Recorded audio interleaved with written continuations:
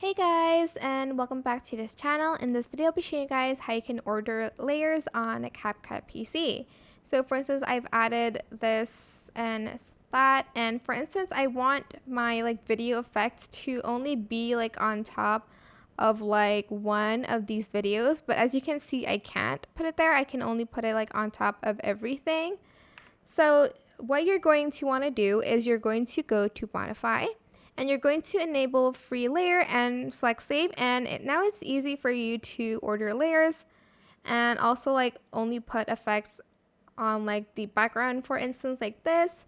If you want it for all of your CapCut edits, just simply go to menu and go to settings and go to edit and enable free layer so that it's easy for you to order layers in that way. I don't know why this is not the default setting, but yeah, that is simply it. I hope this tutorial is helpful for you guys.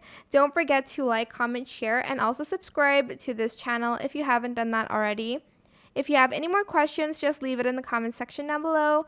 I will try my best to answer them all for you guys. And if you found this video helpful, please click the thanks button above the description box down below. That is it for today's video. Thank you so much for watching. Bye!